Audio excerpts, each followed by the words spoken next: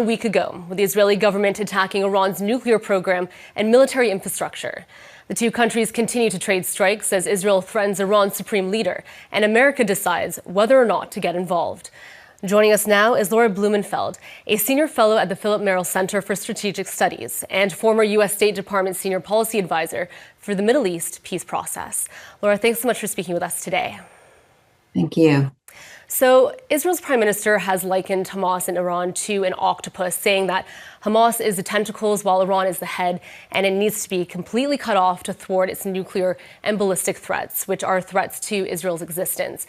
But what is the end game here? Because it is very easy to start a war, but it is not easy to end one. Does Israel want a regime change, and what would that look like? Well, formerly Netanyahu, the prime minister of Israel, has stated a twin mission, which is to take out not only Iran's nuclear program, which was on the table for negotiations, both with the United States this year and also back when the JCPOA was negotiated under President Obama. That's one threat. But the second threat, which is perhaps equally important, is Iran's missile program, which of course has the capability to deliver a warhead. He has not officially called for a regime change, although it's kind of the most aggressive, passive-aggressive campaign I've ever seen, because clearly that's wishful thinking on the Israeli part. But I think they recognize mission creep and the dangers of overreach. So Netanyahu has been talking about this for 30 years.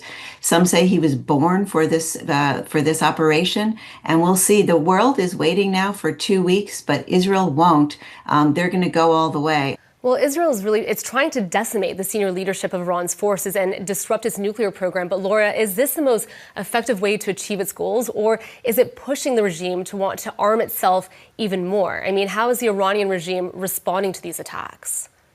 That's an excellent question, because I think what Israel has defined for itself is Fordo, which is the main nuclear enrichment plant buried deep in a mountain. Fordo must fall or the operation fails. They can't, as they say, half-ass it. They need to go all the way. So yes, a partially defanged Iran is perhaps more dangerous than leaving it alone altogether, which is why what comes to mind to me is the Machiavellian phrase, which is people should be treated generously or destroyed altogether, because for small slights they can take revenge, but for heavy ones they cannot.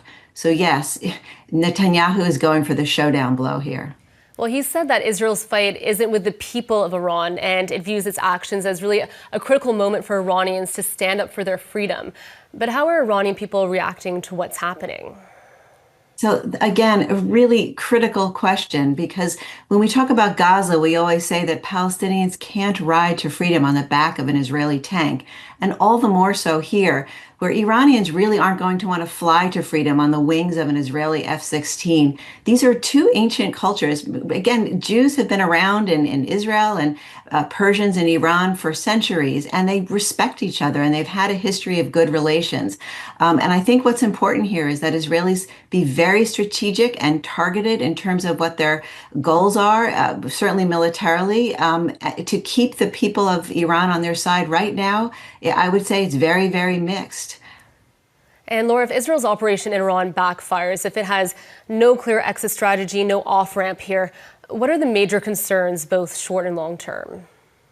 Well, I think that, first of all, the short-term goal is Iran's nuclear program goes either the easy way or the hard way. The easy way would be at the negotiating table. And I think they're following an old Henry Kissinger maxim, the Secretary of State, which is you can't win at the negotiating table what hasn't been earned in the battlefield. So right now, the short-term goal in the next 2 weeks, without United States assistance offensively, is take out as many of those targets as they can militarily so that they can negotiate a better deal.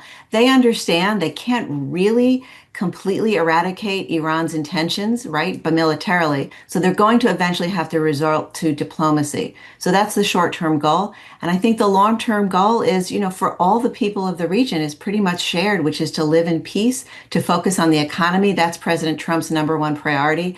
And that's what he's trying to get to, that golden pot at the end of the rainbow, which, by the way, is in the Gulf. So the Gulf countries have an important role to play here in brokering peace.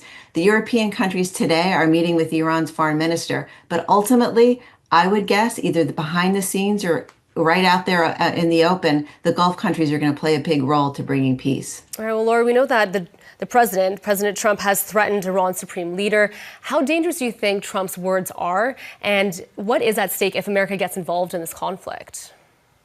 Absolutely. Look, hovering over these weeks and days is the military threat from the United States credible, right? What we're looking at, the buzzword in Washington is coercive diplomacy, which is basically you're holding a gun to someone's head and say concede or die.